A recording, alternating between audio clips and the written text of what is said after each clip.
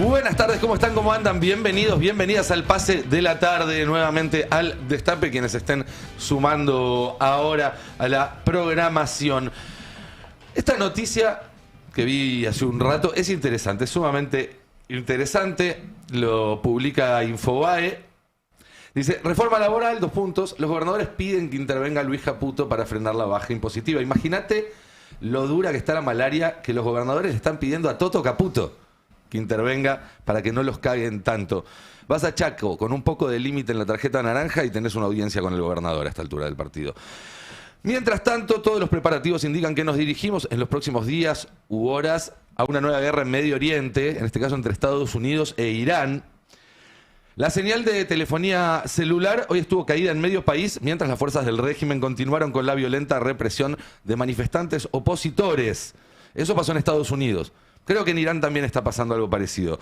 El gobierno, mientras tanto, recomienda a los argentinos que no viajen a Irán. También sugiere no meter las bolas en agua hirviendo, mantenerse alejado de grandes depredadores y tener completo el calendario de vacunación. Ah, no, esa parte no la sugieren. Una vez que se conoce esta advertencia de Cancillería, solo queda por despejar una sola duda. Los argentinos, ¿irán o no irán? Perdón, es el calor, no me da para más. Buenas tardes, compañeros, ¿qué tal? ¿Cómo andan? Hola, Lantos. Hola, Fero. Sí, necesito mucha ayuda. ¿Alguien puede traer una medicación a Lantos, por favor? Sí, por favor. Igual me gusta el show del chiste, ¿eh? Y es que hay que reírse un poco, si no es todo muy, ¿no? Sí, muy Todo oscuro.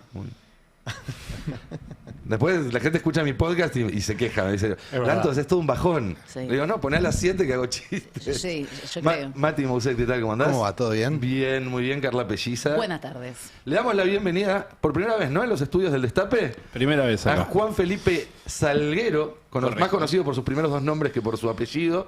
Tal vez lo recuerden de películas como Café Kioto, pero también es uno de los responsables de Postdata, un canal de streaming con mucho material interesante y varias otras ocurrencias. Gracias por estar acá. Vamos a estar charlando en un rato de todos estos temas que nos apasionan y que compartimos ese interés. Por favor, muchas gracias. Para mí es un honor estar acá. Es de verdad. Es un estudio. Es un estudio de verdad. No hay una pared verde atrás. No hay una pared verde. Está Así. bueno eso. Tiene profundidad de campo. Es 3D. Vamos a hacer un breve repaso para arrancar, como siempre, con algunas noticias. Fero, ¿tenés algunas novedades de cómo sigue el tema en el sur con los incendios? Sí, señor. Bueno, está ahí, ¿no? La situación, habló el gobernador, están la mayoría de los focos, 2 de los 3 grandes focos o núcleos de fuego controlados, lo que no quiere decir para nada que estén extinguidos. De la palabra controlado a la palabra extinguido, hay un montón de tiempo por delante, un montón de trabajo de brigadistas y sobre todo la decisión que lleva adelante la naturaleza, Nico, en este sentido, ¿no? Porque por más laburo que pongan en tierra, por aire, todo lo humano se desvanece ante la potencia de la naturaleza. Yo siempre digo la naturaleza es de derecha, porque es como... ¿Viste? Lo podemos debatir en un rato. Creo podemos que debatir da para con el charlarlo largo y tendido. ¿Se acuerdan allá lejos y hace tiempo, como hace unos meses, cuando Milei estaba en contra de que el Estado gastara plata en festivales? Se armó un buen quilombo con eso. Bueno, se le pasó, aparentemente, porque va a estar Jesús María. Le dijeron Festival de Doma y pensó que era algo que se hacía por Twitter, ¿no? Claro, sí. Tomado ahí a un periodista. No, bueno, va a ir Milei este viernes, lo confirmó la propia Casa Rosada y además el diputado Bornoloni, que va a ser como una especie de anfitrión en la provincia de Córdoba. Va a ir acompañado por el ministro del Interior, Diego Santilli. Primera participación de Milei en un festival popular después de haber criticado los festivales populares, criticado muy fervientemente después de el incidente en el Cosquín Rock 2024 sería, que fue ese que tuvo algunas referencias de Dillom, algunas referencias de Lali, insultó al festival, que no es particularmente un festival popular de Cosquín Rock, sí lo es. Es privado, de hecho. Claro, es privado, sí lo es Jesús María, sí lo es el Festival de Cosquín, algunos festivales más tradicionales de Córdoba. En aquel momento, la argumentación de Milei para criticar al Festival de Cosquín es que en Córdoba existe una exención impositiva a los festivales. como manera de promoción de la cultura. Va mucha promoción- gente además a esos festivales Claro. que compran productos cordobeses, servicios Sí, cordobeses. se hospedan Se hospedan, en exactamente. Córdoba. Bueno, creo que no hace falta explicar, digamos, cuáles son los beneficios de tener un festival en tu localidad o en tu provincia, pero en aquel momento sí se armó ese debate. Lo novedoso acá es que Milei cambia de página, o sea, pasa de página respecto de eso y va a asistir al Festival de Jesús María. Lo presentan en el gobierno como una prueba de popularidad, porque va a estar Milei, digamos, públicamente en un estadio con 25.000 gente. personas, con Se va a gente. subir al escenario. Bueno, en un rato me contás. No, En un rato ok. me contás los detalles. Sí. Pero no tiene previsto subirse al escenario. No. Ok. Gracias al cielo. No, de hecho, hay otros presidentes que han ido a Jesús María o que han ido a festivales. Macri fue a Jesús María, fue bastante bien recibido. La expectativa es que Milei también sea bien recibido en Jesús María. Hay también una cuestión de perfiles de festivales que Jesús María no quiero generalizar ni ser prejuicioso, pero Para. La naturaleza es de derecha. Los festivales son de derecha. O el cordobés. Loco, basta. los festivales. Sí, Lantos, date cuenta. Hay una diferencia entre el Festival de Cosquín y el Todo Festival el de Jesús maldito María. sistema está mal. En términos de públicos, que podríamos decir que es un poquito más progre en cuanto a público el de Cosquín. En general los artistas suelen ser más o menos parecidos o los mismos, pero hay un perfil de festival Mira, que bueno, trae públicos distintos. En un rato entonces nuestro Me encanta ese- especialista en Córdoba nos va a explicar Bien. las sutilezas sociopolíticas que separan Cosquín de Jesús María. Carla, mis 3 neuronas vías no se acuerdan qué me Yo sí dijiste me que acuerdo. íbamos a charlar, así Yo que sí por me- favor, Yo sí ayúdame. me acuerdo. No, ayer mencionaron como uno de los focos de conflicto que se le viene al gobierno, mientras estamos esperando que arranque, ¿no? El año formalmente, que Ya estamos a 14, mañana se tienen que poner a laburar. mañana, yo te diría pasado por la Está mesa. bien. La mesa Bueno, yo- hasta el lunes tiramos. me hace un poco mal que no sea el lunes que arranque la 2 de cosa. febrero. 2 de febrero falta mucho, Marzo. está bien que arranquen ahora. Está bien, porque además, nada, nos facilita un poco el trabajo que Ok. ellos arranquen, por supuesto. El tema, viste, que la primera quincena de enero termina mañana, o hoy, en realidad, y como que te cae miércoles, jueves, es medio un día, ¿no? Sí. Mejor para los que nos gusta el orden, arrancar las cosas Vos un también lunes. sos de derecha. Yo seguro.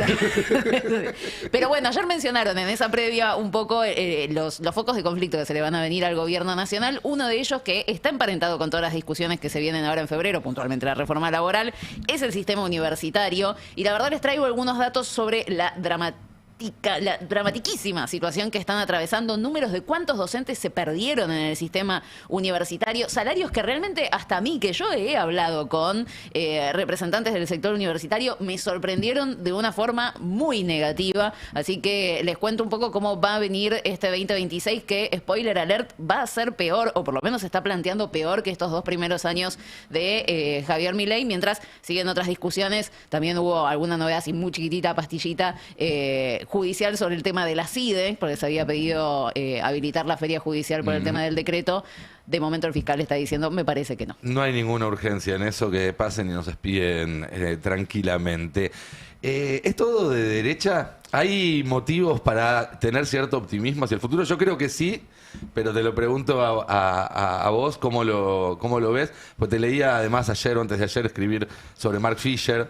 Sí. Y uno no pareciera que cuesta, que la depresión es uno de los obstáculos que tenemos a la hora de pensar en una salida de este problema político. Creo que es la madre de todos los problemas en cuanto a... No me refiero a la depresión, sino también a la idea de construir un futuro, siquiera la posibilidad de imaginarlo, y por lo menos eso es lo que a mí me ha llevado a hacer un poco el trabajo que hago, no por querer llevarle esperanzas a nadie, sino también por una especie de ejercicio mío de tratar de convencerme todas las semanas escribiendo algo, diciendo, che, algo se puede hacer, porque creo que esa, insisto, es la madre de todas las discusiones. Creo que para cualquier persona que considere que tiene, aunque sea un poco de intención de construir un futuro diferente, o por lo menos tratar de torcer hacia el cual nos estamos dirigiendo cada vez más rápido. ¿Cómo es, y te lo pregunto porque me lo pregunto yo también muchas veces, cómo o dónde reside o cómo pararse ante esa línea muy finita que es la diferencia entre, che, estamos ante un quilombo enorme, ya fue a la mierda todo y estamos en un quilombo enorme, empecemos a asumir el tamaño de la responsabilidad que tenemos por delante, que parecería ser el paso que cuesta dar. Sí, pero creo que también es un poco la intención que se tiene desde los otros lugares, tratar de construir realidades en los cuales los problemas que nos aquejan a nosotros, por lo menos, o los temas que solemos hablar, son temas que escapan a muchas de las personas y por ahí la dimensión del problema no les resulta tan visible. Entonces, ni siquiera creo que para poder explicar los problemas no es suficiente. Una vez me pasó de estar en uno de estos conversatorios con gente muy politizada y demás, y un señor que había tenido algunas experiencias militantes durante la dictadura, nos contaba sobre el problema de tener que ocultar las banderas para que no tengan que ser perseguidos o durante esos mitines, pero creo que el problema de nuestra época no es necesariamente tener que esconder la bandera, sino a pesar de que ponemos la bandera adelante, la gente aún así elige no escuchar, sea por una razón o por la otra, por lo que creo que el mundo más o menos sabemos a dónde está, hacia dónde va, y la discusión, a fin de cuentas, es tratar de convencer de que, me parece que el mundo es y hay que hacer algo para cambiarlo, si no vamos a terminar en... hay un otro, digamos, un otro a dónde ir, ¿no? La única opción no es la que parece como obvia o como evidente cuando nos levantamos todos los días. Sí, creo que es parte de ese convencimiento. Creo que Javier Milei, en gran parte, o por lo menos su narrativa, más allá de esas características que tiene sobre la nostalgia y la construcción de una Argentina que nunca existió, incluso eso me parece como también tramposo, ¿no? Uh-huh. Estamos caminando hacia una dirección para tratar de reconstruir algo que nunca existió, por lo tanto, no hay destino. Entonces, e incluso ese nuevo destino pareciera ser una Argentina que nunca existió, pero por alguna razón tenemos que asimilar un montón de axiomas, verdades, para poder construirla. Lo cual me parece curioso, pero también es un pensamiento muy tramposo. Muy tramposo, porque de esa forma no caminamos hacia ningún lugar. Perdón, Nico, Sí, es como una construcción histórica desde la conspiranoia, ¿no? O desde como la idea de esto que están construyendo una narrativa sobre, como vos decías, algo que no existe, pero basado, creo yo, en todas teorías súper conspirativas, ¿no? Creo que el gran problema que hemos tenido por ahí como militantes durante el último tiempo es una respuesta, que nuestra primera respuesta haya sido negar o desacreditar dudas genuinas. Que no quiere decir que la respuesta a esa duda sea, o incluso si la duda genuina es infundada o no tiene sustento empírico esa duda o demás, pero creo que parten siempre de verdades materiales, porque a fin de cuentas ellos eso lo tienen clarísimo. Por ejemplo... Pero, perdón, sí. Para aclarar la pregunta, porque yo decía, ahora volvemos a las verdades materiales, pero yo decía, ellos dicen volver a ser la Argentina que fue potencia y cosas que no ocurrieron, ¿no? Por eso lo planteaba desde ahí, para que quede clara la pregunta, pero si querés dar los ejemplos de Nico. No, en ese sentido, decir, hay una Argentina que supuestamente fue potencia, entonces deberíamos tratar de volver a construirla, por lo tanto la narrativa es un poco circular, porque si nunca existió y la tenemos que construir, vamos como a reconstruir. Es un truco, lo estamos viendo también en Estados Unidos, es un truco para excluir una parte del país de esa historia, porque lo que decís es, todo lo que vino después de ese momento, que en realidad nunca existió, es lo que lo hizo fallar. Sea, en este caso, el peronismo, la inmigración de determinados orígenes y no de otros, etcétera, etcétera. En el caso de Estados Unidos lo estamos viendo ahora con esta vuelta, digamos, a ese americanismo de campesinos blancos y protestantes. Ya están en su arco de no ocultar nada de lo que están haciendo. Ahora en un rato vamos a charlar de eso también. Sí. Pero es eso, ¿no? Es ese pasado donde nunca existió como una excusa en realidad para establecer un cerco alrededor de la idea de nación en este caso o de alguna otra idea que debería ser más amplia. Sí, idealmente siempre en favor de mayores valores democráticos, pero también ellos entienden a veces que hay una insatisfacción con el sistema y por eso digo que parten de verdades materiales. Vos en Estado de Malestar lo ilustrás, la verdad, magistralmente a toda esa historización que haces.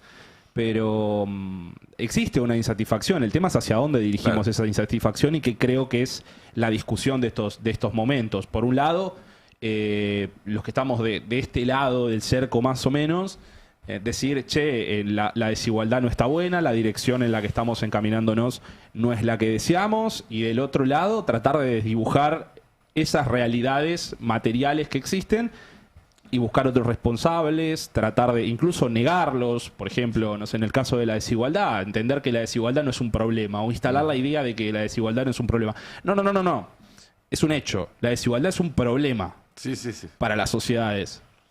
Que tengamos una discusión moral si corresponde o no corresponde, bueno, siempre es un poco la dinámica de la retórica de Sturzenegger. Vos le haces una pregunta y él te dice, no, la pregunta que me tenés que hacer es esta. No, flaco, te estoy haciendo una pregunta, contestame lo que te estoy diciendo. Y por eso creo que terminamos discutiendo como, por ejemplo, no sé, estaría bueno que se aumente el presupuesto en educación. Sí, y ellos la pregunta te van a decir, no. La pregunta no es si tenemos que aumentar el presupuesto en la educación. La pregunta ¿es buena la educación pública o debemos financiarla directamente? Y es como, ok. Te corren la cancha todo el tiempo. Todo el tiempo. Ahora, arrancaste esta hermosa entrevista con Nico diciendo que había razones para ser optimista. Yo todavía no las encontré. No, es un imperativo categórico. Es un imperativo. O sea... no nos queda otra, mañana es mejor, como decía exactamente, si ni siquiera nosotros no consideramos que tenemos que actuar en consecuencia al mundo que deseamos que habitar, bueno, eso es la última frontera, porque si ya decimos, no nos gusta el mundo que estamos habitando y la primera decisión, a pesar de lo difícil que es optar por la derrota, bueno, incluso en el peor de los escenarios pienso que hay una razón para seguir siendo optimista. ¿Cuánto hay de la baja de natalidad en toda esa idea? Mirá dónde fuimos. Yo creo que...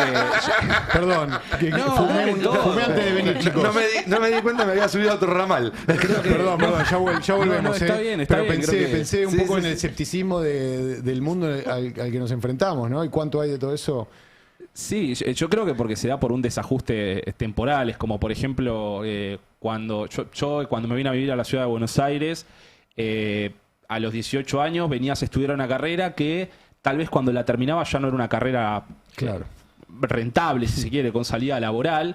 Y es un poco que se da a través de esos periodos largos, como puede ser un proceso de formación, como también criar un ser humano.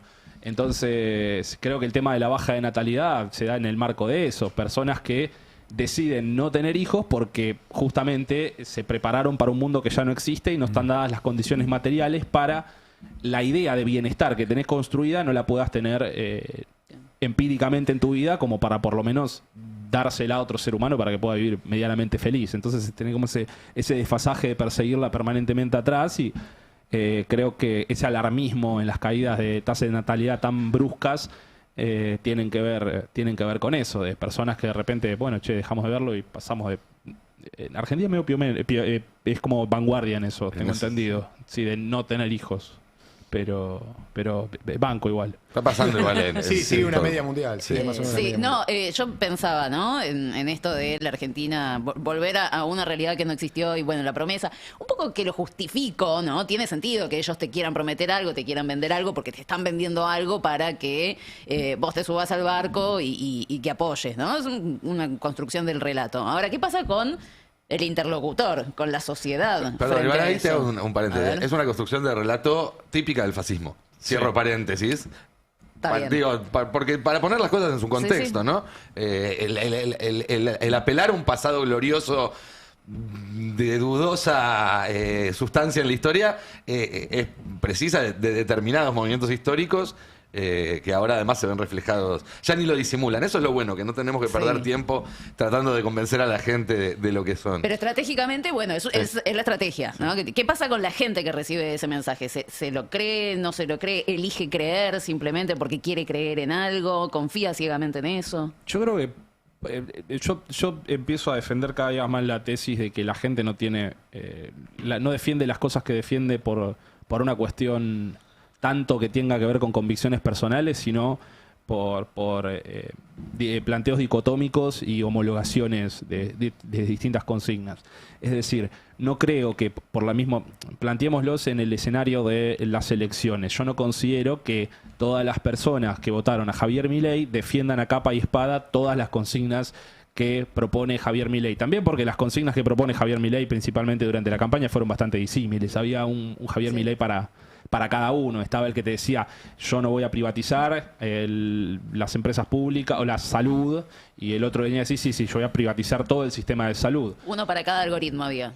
Exactamente, a eso quería ir. Existiendo tantas posibilidades de crear burbujas de indignación a las personas, y él lo sabe perfectamente, los clips mismos se van a orientar y cada persona puede tener una percepción individual de ese político desentendido completamente del entorno en el cual él lo produce. Yo estuve de vacaciones con mi familia en el pueblo donde yo soy, y estuve viendo a algunas personas cercanas a mí scrollear. Y yo veía las cosas que le salían y no sé, qué sé yo, le aparecía un clip de Mariano Pérez y le pareció el tipo más canchero del universo. Y yo lo miré y dije, esta persona sabe que esta persona es quien... Pero obviamente en el recorte es una percepción particular, y bueno, así se va construyendo un horizonte de lo pensable y también de las ideas. Vos, por el mero hecho de... Creo que es medio una orientación que se va dando de a poco, como si fuera el cauce de un río. Se te van presentando opciones y hay un momento en donde ya salieron tantos afluentes para tantos lados que te resulta completamente inaccesible el hecho de tener que volver ahí. Entonces ahí conlleva todo un esfuerzo político que no solamente tiene que ver con tratar de formar a las personas, sino también ante la pretensión de que eso no escale a un nivel mayor de violencia política, de radicalizar, construir puentes entre todos esos afluentes, porque si no, no hay posibilidad de que esa persona retorne a un horizonte por lo menos similar al nuestro, o siquiera que hablen el mismo mensaje, porque hablen el mismo lenguaje, porque ya considero que estamos hablando de lenguajes completamente diferentes, y creo incluso hay ciertos lenguajes que son deliberadamente ¿disruptivos? No, disruptivos no, deliberadamente limitados para poder describir las cosas que te pasan. Claro, para que tengas menos herramientas para comprender la situación. Exactamente. Es como que yo ver es como el chiste ese de los esquimales que ven 75 tonos de blanco, así es. Y nosotros vemos 75 tonos de socialdemócratas, progresistas, socialistas, comunistas, anarquistas, etcétera. Y la lucha... Y para ellos son todos comunistas. Sí, y claro. Es como... Exactamente. ¿Qué sé yo? Hasta los semáforos son comunistas. Sí. En un rato vamos a hablar de anarquismo, porque vos sos anarquista en una época en la cual esa palabra casi que se la está robando el enemigo. Sí, y me parece interesante para ahondar, pero primero vayamos un segundo a la Patagonia, actualizar un poco lo que está pasando. Gus, fíjate si tenés a mano el archivo que pasamos con los contactos, también para los que puedan hacer algún tipo de donación a los brigadistas y demás, así lo volvemos a mostrar, que siempre suma si alguien puede dar alguna ayuda, alguna mano. Estos son contactos comprobados y oficiales para saber además que no se lo está llevando algún vivo. Buenísimo eso, Nico. Buenísimo que lo traigamos también. El último parte médico de lo que está pasando en Chubut, en los focos de Chubut, es de ayer a un poquito más tarde. O sea que está por llegar el nuevo parte donde se va a relevar o a concluir sobre lo que se relevó hoy en el laburo en campo. Funciona así. ¿Por qué los partes salen tan tarde? Porque es cuando empiezan a bajar los bomberos, los brigadistas, y se arman comités donde cada uno explica cómo está cada núcleo, cada foco, se hace una conclusión y se proyecta sobre todo en base a meteorología, al día siguiente. Entonces, por eso los partes son tarde, son fuera de hora quizás del prime time informativo. Pero la cuestión es que lo que se decía ayer es que el incendio de Loma de la Chancha está ahí cerca de Río El Turbio, está controlado en un 90%. El del lago Engaño de Río Pico está controlado también.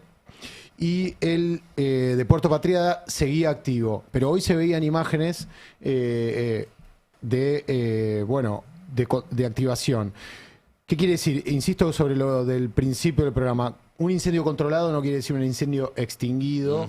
Ni siquiera es simplemente que los brigadistas están bien ubicados y están tratando de extinguirlo. Pero esto cambia Sí, cambia la dirección del viento. en un chasquido de dedos. Cambia de dirección del viento, levanta un poquito el viento o la temperatura o ambas cosas, que era el problema que iba a haber hoy y que iba a haber ayer, de días de mucha temperatura con viento muy caliente. Entonces, eso complica bastante las cosas.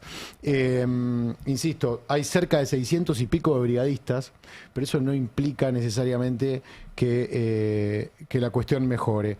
Eso a modo informativo. Hoy pasaron algunas cosas. Estuvo en el lugar cerca de alguno de los focos, estuvo el gobernador Nacho Torres.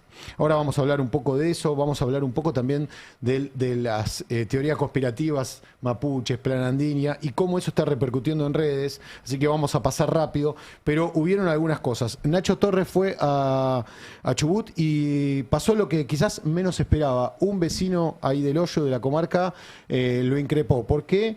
Bueno, porque no recibió todavía la ayuda que le habían prometido del incendio del año pasado. Lo vemos.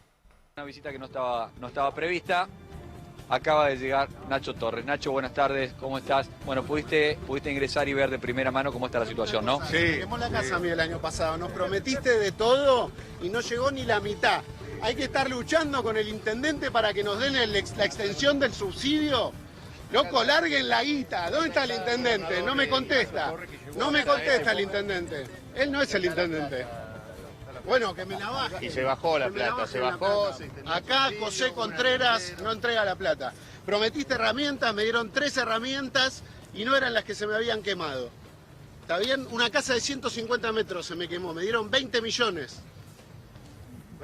20 millones de pesos. Y hay una extensión de 5 que tengo que andar insistiéndole a José Contreras para que me la dé y ni me contesta el teléfono. Guillermo Crespi. Ahora vamos a verlo a José y vemos puntualmente tu caso. Y te voy a mostrar a vos toda la plata que se bajó. Toda la plata que se bajó, 20 millones de pesos, las herramientas, el subsidio. ¿Hace cuánto estás cobrando el subsidio? Los subsidios no los cobré ninguno. Ninguno. ¿Nunca cobraste ninguno? Nunca cobré ningún subsidio. La subsistencia y el alquiler. Vamos a ver con José Contreras todos los casos, tu caso, y lo vamos a ver. No solamente de Milei el que recorta por ahí, pero también hay que decir con una información que publicó Clarín hace unos días que el gobierno de Milei redujo el 50% del presupuesto de los aportes económicos para el Servicio Nacional de Manejo del Fuego. Viste que yo cubrí un montón de incendios de esto desde hace muchos años, así que la gente que está en el plan de manejo del fuego la conozco desde hace un montón y esto se viene viendo el deterioro. Esto va más allá de, en este caso, mi ideología y de todo lo que no se puede hacer por falta de presupuesto de los últimos años. Pero la gente del servicio del fuego en una época te decía, con lo que tenemos, estamos preparados para combatir. No es lo que te dicen ahora. Después, más allá de lo que pase con los gobiernos y con los gobiernos nacionales y provinciales. Eso no está pasando ahora. Paralelamente, Torres fue pidiendo... Hoy anduvo diciendo que confía en la justicia, que cree que esta vez la justicia va a encontrar a los responsables, que ya hay 2 sospechosos ubicados y que no va a ser una pena de meses como la del año pasado con los 2 detenidos, que no sé exactamente cuánto tiempo estuvieron detenidos, pero la justicia federal los liberó a los pocos meses. Se viene pidiendo condenas más duras para este tipo de delitos. Está muy bien.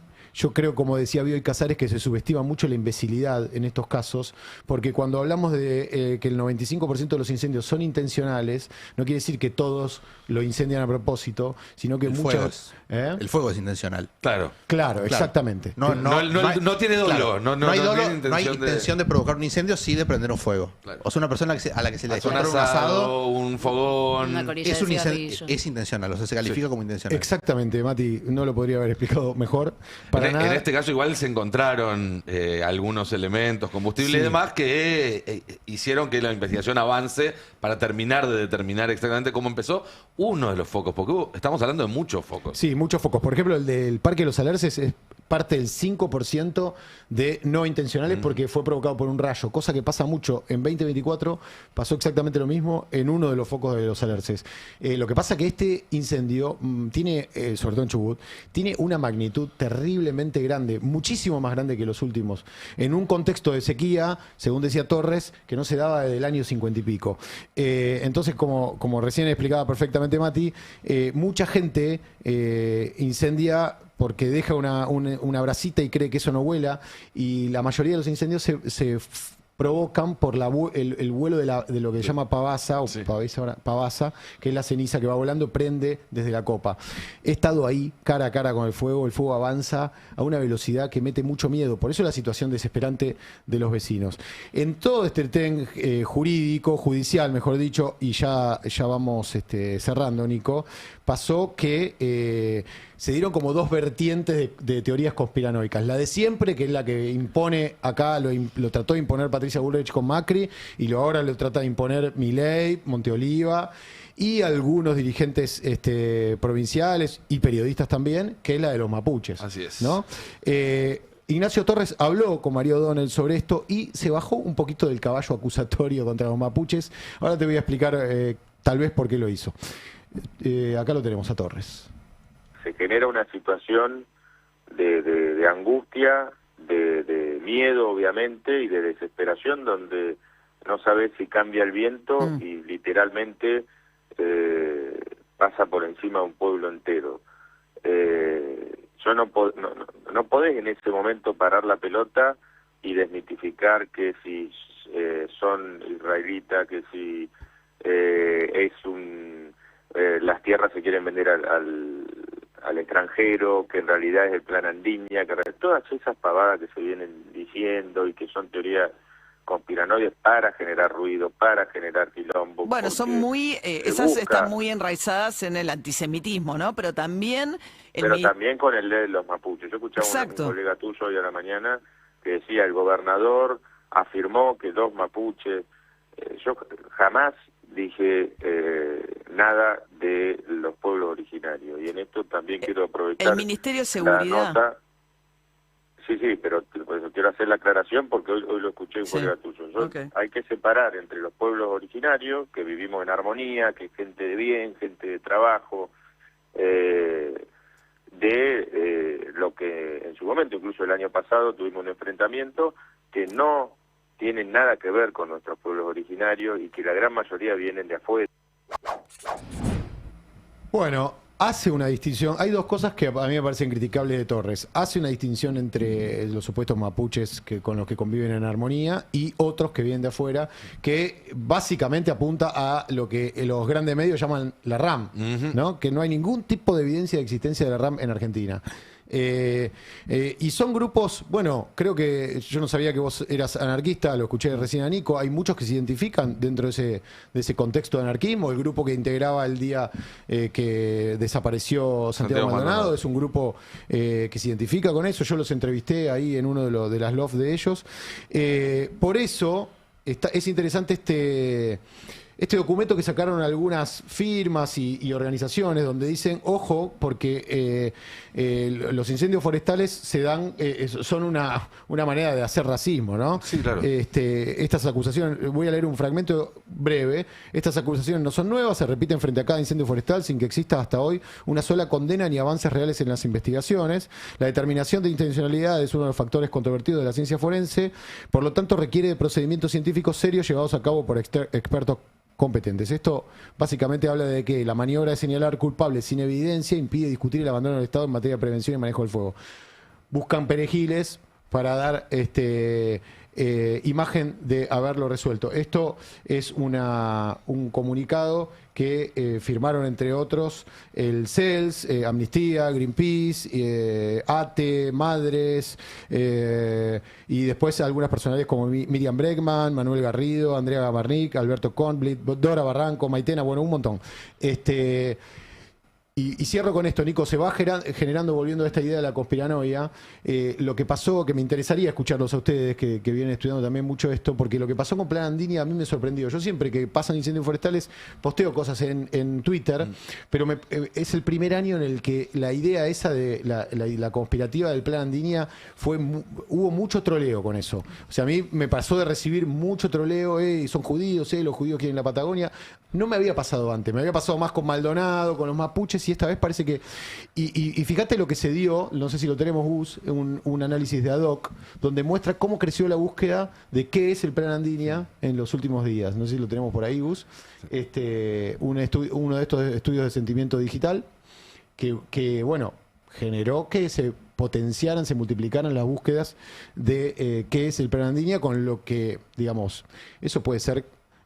un elemento de captación de nuevas personas que piensen que lo del Plan Andini es algo serio, ¿no? Yo creo que no se puede soslayar. Ahora, si querés, Juan, también metete, pero creo que no podemos soslayar el hecho de que todo eso se motorizó a través de una red social cuyo dueño es nazi.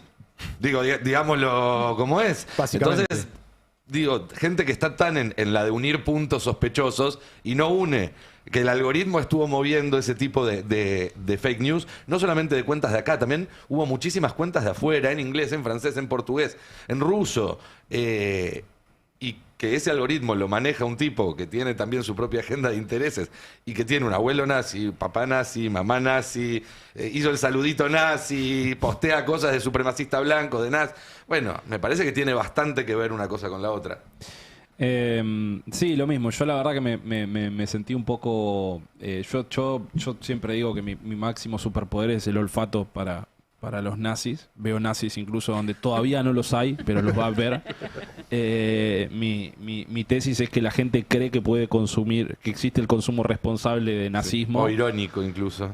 Sí, ni siquiera irónico, porque incluso, como bien señalaste, el tema a mí lo que particularmente me llamó la atención con el Plan Andini y las posturas que estaba sosteniendo la gente, incluso en móviles televisivos, es que el Plan Andini ya logró salir de las catacumbas nazis, que es algo que solamente lo veíamos en una cloaca. Si yo te dijera que solamente lo veo en Twitter, me quedo tranquilo.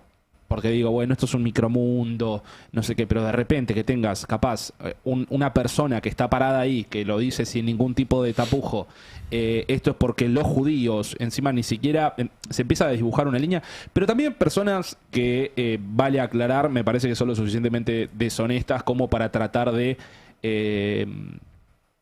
catapultarse a través de eso, de esas ideas, o por lo menos del rechazo que ha generado el Estado de Israel en torno a su accionar con Palestina y el genocidio, a saber que era mucho más permeable poder tirar una teoría de conspiración de estas, porque te va a servir a vos, por lo menos para reordenar, si querés, las interpretaciones que se hacen sobre el acontecimiento, ¿no?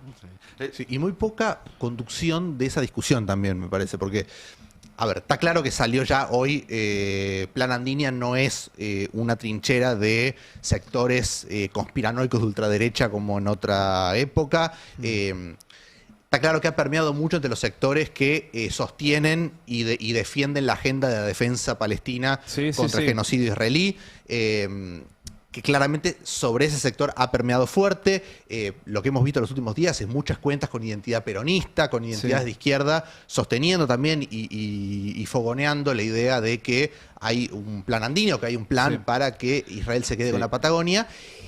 Y me parece que en eso también creo que hay una actitud, por ejemplo, que vimos en el caso de Vanina Biasi, por ejemplo, diputada de la izquierda, que sabe que es una persona que ha sido, ha tenido notoriedad pública por poner en agenda la cuestión del genocidio en Gaza, y que por eso, calculo, no he hablado con ella, pero calculo que ha notado que parte de esa base sobre la cual ella también se asienta para defender esa bandera, bueno, parte de esa gente o parte de la gente que por ahí la sostenía como bandera o la veía como referente de ese tema, estaba subiéndose a lo del Plan Andini, y que por eso sale ella a pararlo, sale a diferenciarse. A diferenciarse o a aclarar que la postura de defensa del pueblo palestino por el genocidio en Gaza no tiene nada que ver con una postura conspiranoica respecto de la Patagonia Argentina. Creo que en el caso de muchas cuentas peronistas o de muchas personas que o militan o por lo menos se identifican dentro del peronismo. Creo que ahí no hubo tampoco una cuestión dirigencial de plantear esto. Che, me parece que es un problema que parte de nuestra base esté pensando esto y esté planteándolo en público a esto. Y un comentario más, porque también me ha llegado alguna cuestión de decir, ustedes defienden a Israel. Sí. Y cuando se cuestiona el plan Andinia, no es en defensa de Israel, a quien además acá se ha hablado infinitas veces del genocidio en Gaza y demás, y se lo seguirá cubriendo, sino... En todo caso, a Netanyahu el antisemitismo en el mundo le viene bien. De hecho, lo está alimentando. Lo está alimentando a propósito. ¿Por qué? Para hacer sentir a todos los judíos en el mundo que tienen que elegir o ponerse de su lado o someterse a una sociedad de la cual siempre son potenciales víctimas. Entonces... Cuando se denuncian estas cosas es justamente para poder seguir permitiendo que existe ese lugar crítico donde uno pueda decir Israel es un estado genocida y al mismo tiempo que no te anden preguntando si cantás el himno o no, o de a qué patria representás. Bueno, me siento acá todos los días 4 horas, chicos. Si tienen alguna duda de qué patria represento, vengan y pregúntenmelo. Pero la verdad es que componer cualquiera de los programas que hago no cabe ninguna duda. Bueno, es ese tipo de cosas las que se alimentan desde la conspiranoia del plan Andinia, de la cual Netanyahu se caga de risa, de la cual los Rothschild, los Soros o cualquiera de esos en los que ustedes puedan estar pensando, se cagan literalmente de risa. Sí, y aparte una cosa, porque muchos dicen, bueno, no, pero en realidad esto es contencionismo.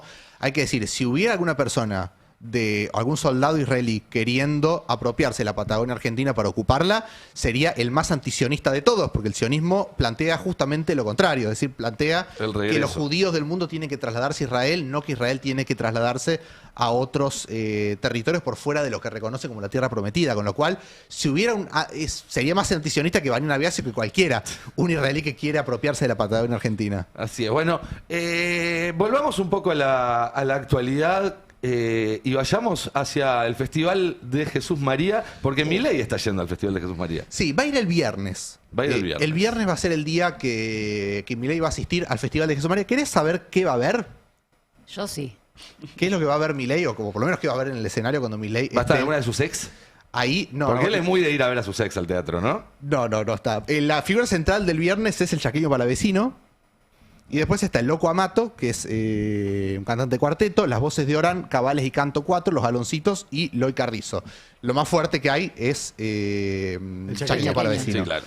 Es ese día, esa va a ser un poco la programación del día al que va Javier Milei. En general, cuando se vienen esas visitas también se hacen pensando en qué va a haber respecto de el público también que va a haber para esos artistas, ¿no? Hubo un momento en el que casi hay una visita de Alberto Fernández en su primer año, en su primer mes de gestión en realidad, porque era... Claro, enero había asumido recién. Enero 2020 a Cosquín, al Festival de Cosquín, que al final se terminó no dando, pero se estaba preparando una fecha que podía ser con Peteco Carabajal, había una idea de incluir a León Gieco, digamos, como todas figuras públicas, artísticas, que pudieran determinar un público amigable. Claramente lo que interpreta el gobierno es que este va a ser un público más amigable, por lo menos menos hostil, el del viernes en Jesús María, para que esté Milei ahí. Milei desde una platea, es decir, no hay motivo para que el presidente de la Nación suba a un escenario. No lo desafíes. Claro. En ningún momento hubo motivo y se mandó un recital en el Movistar Arena. Pero bueno, está el antecedente de una visita de Mauricio Macri también a Jesús María, donde fue bien recibido. Entonces, con ese antecedente, que se sabe que Jesús María es un festival en términos de perfiles de público más amigable y además una fecha en la cual no hay un Peteco Carabajal, no hay artistas que pudieran sospecharse de tener alguna referencia más combativa. Ahí es donde va a estar Javier Milei, entonces a las 23 horas dice que va a llegar, así que seguramente los primeros números se los va a perder, pero son festivales que siempre están hasta altas horas de la noche. Acá un amigo me dice que los vecinos de Chubut podrían hacer un festival de folclore a ver si Milei se pega una vuelta, ¿no? Claro. Porque tiempo para ir a ver a los brigadistas no tiene, pero para ir a ver al chaqueño sí. Sí, y aparte en algo que lo vuelvo a decir, se contradice con lo que él había dicho respecto de los festivales populares, de esta cuestión de estigmatización que había levantado durante mucho tiempo y de manera muy enérgica contra los festivales populares y contra los beneficios estatales que se le dan a los festivales populares. Tengo entendido que en esta nueva estrategia, porque nosotros no tenemos, ayer hablábamos un poco de cómo van a ser la estrategia electoral en la ciudad de Buenos Aires, porque vos viste, la República Argentina tiene elecciones cada 2 años y extrañamos cuando no hay elecciones, ¿no? Y evidentemente en este año no electoral vamos a hablar de elecciones. Pero hay una estrategia para hacer que la Libertad Avanza tenga una base sólida pensando en el 2027, que vas a tener elecciones ejecutivas, no es cualquier cosa, y que Javier Milei va a hacer algo que no hizo durante todos estos 2 años de gestión, que es visitar la Argentina. ¿Lo va a hacer? Bueno, es una promesa. Hashtag promesa. Hasta que vuelve el primer brócoli y vuelva corriendo a Olivos. 2 provincias por mes se supone, es un montón. 2 provincias por mes. En un año cubrirías el país. Sobre todo para este perfil, en un año cubrirías el país. Empieza, digamos, por Buenos Aires y por Córdoba, que fue lo que él había planteado en su cuenta de Twitter, respondiéndole a un usuario. Volvió el viejo Milei con las viejas costumbres.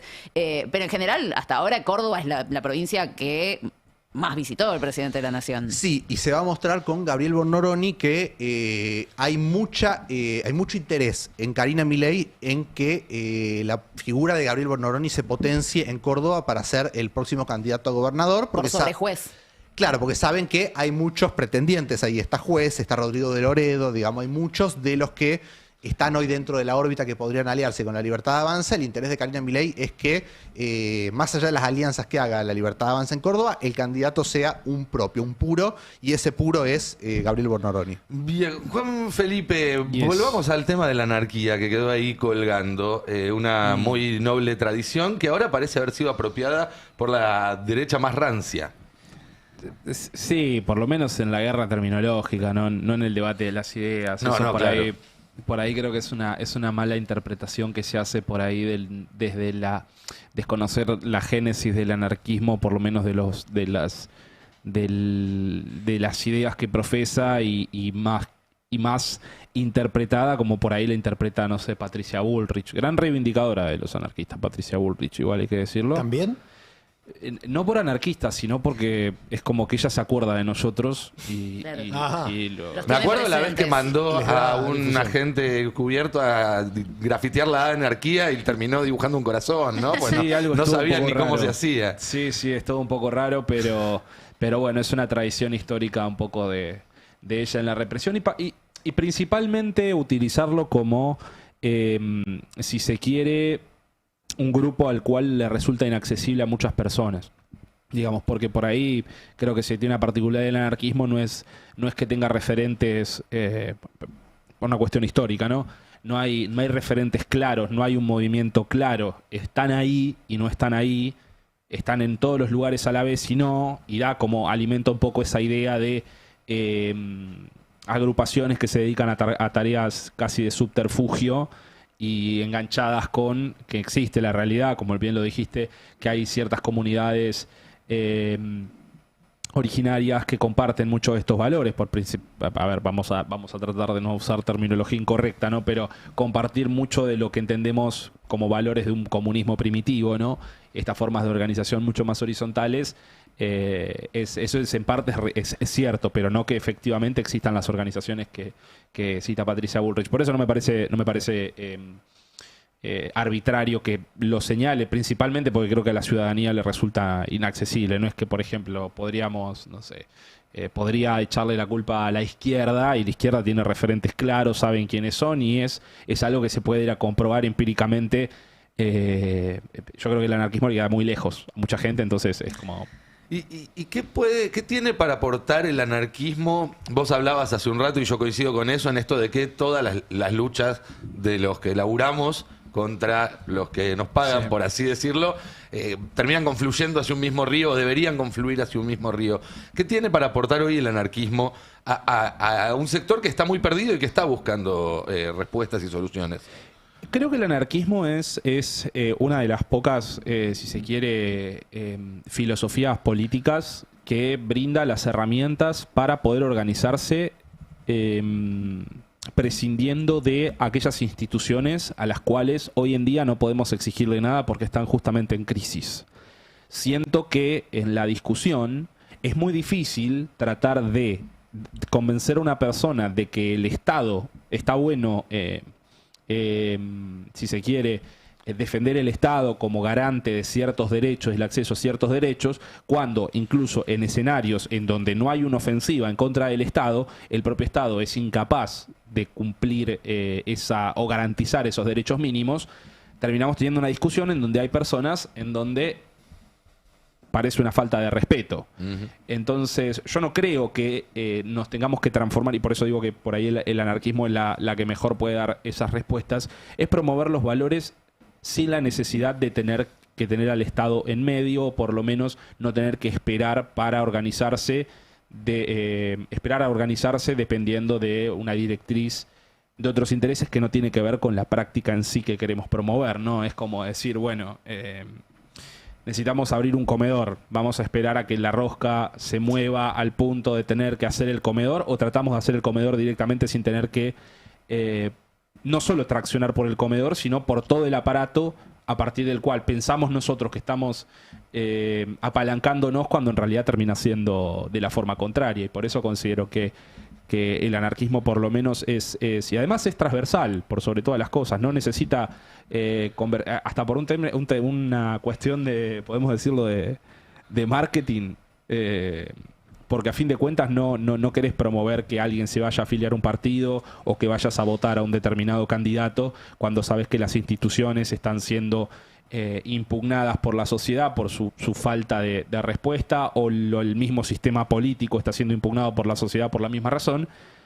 El hecho de decir, bueno, ok, podemos seguir promoviendo esos valores sin la necesidad de tener que sostener ese sistema que entendemos que es parte también del mismo problema, o por más buen intencionado que sea, parte de eso. Sí, asimismo le levanta la vara en todo caso al sistema, tener una comunidad que tenga claro qué quiere y esté dispuesta a defenderla. A mí hay una frase de Enrico Malatesta, que es un gran anarquista. Vos decís, los anarquistas no tienen quizás grandes líderes, sí tienen grandes pensadores a lo largo de la historia, que no siempre coinciden, porque también está esa idea de que el anarquismo es una ideología, un dogma, y la verdad es que hay muchos enfoques distintos. Pero el de Malatesta tiene algo que me parece que es muy actual, que él escribió en un momento, creo que corría la década del 20, una década que muchos comparan quizás un poco con lo que está pasando ahora, aunque ya estamos más por el 30 y largos, me parece, a esta altura del partido, que él decía, bueno, ya probamos con el método que proponen ustedes y salió mal. ¿Por qué aunque sea para variar no probamos otra cosa? Sí. Y la verdad es que en esta época donde llevamos 50 años de There is no alternative, de esta casi psicopateada que te hace el neoliberalismo cuando te dice, mira, tenés que seguir ajustándote, tenés que seguir recortando en salud, en educación, tenés que seguir empeorando tus condiciones de vida, porque no hay otra, porque si no el sistema vuela por los aires, se cae a pedazos y no deja de ser un chantaje. Entonces esta idea de, bueno, a ver, ya está, esto no funciona, inventemos algo nuevo, lo que sea, probemos, tratemos de salir de este lugar cómodo y de proyectar soluciones distintas, aunque sea con la imaginación. Y el anarquismo creo que tiene mucho de eso, ¿no? De promover que cada uno use su propia imaginación y su propio intelecto para evaluar las situaciones y impulsar las distintas soluciones. Sí, principalmente porque no hay un condicionamiento externo que a vos te diga qué podés pensar o qué no podés pensar. No, esto no como una forma de decir vamos a plantear pensamientos utópicos, o bueno, vamos a pretender no sé, llegar a una... Porque es una pregunta común que también es tramposa, el hecho de decir, ¿vos creés que una sociedad se puede organizar sin Estado? Yo te voy a responder que sí, creo que una sociedad se puede organizar prescindiendo de un Estado, y el Estado no necesariamente como lo entendemos ahora. No quiere decir que cada quien haga una cosa que sea lo que quiera, pero lo que te puedo decir antes que eso es, ni siquiera quiero promover que el Estado desaparezca mañana, sino promover una práctica que te haga a vos prescindir del Estado el día de mañana, para poder cumplir ese objetivo, poder garantizar ese derecho, poder tener la autonomía como trabajador para poder administrar el producto de tu trabajo y demás, o también a través de una herramienta que ha servido muchísimo durante la historia del movimiento obrero argentino, que fue aquellas organizaciones como lo es la Fora, y lo fue importante a principios de siglo, que es el sindicalismo, que después, bueno, termina siendo cooptado por otras vertientes, después de grandes represiones, no por falta de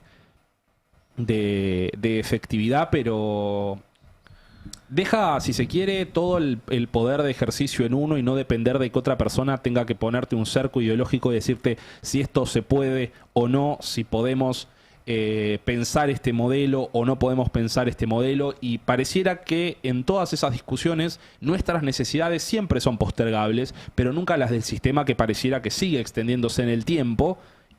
Los ricos son cada vez más ricos, la desigualdad es cada vez mayor y los trabajadores son cada vez más pobres, pero por alguna razón esa realidad política termina siendo más legítima o aceptable que aquellos que decimos, che, estaría bueno poder probar otra cosa.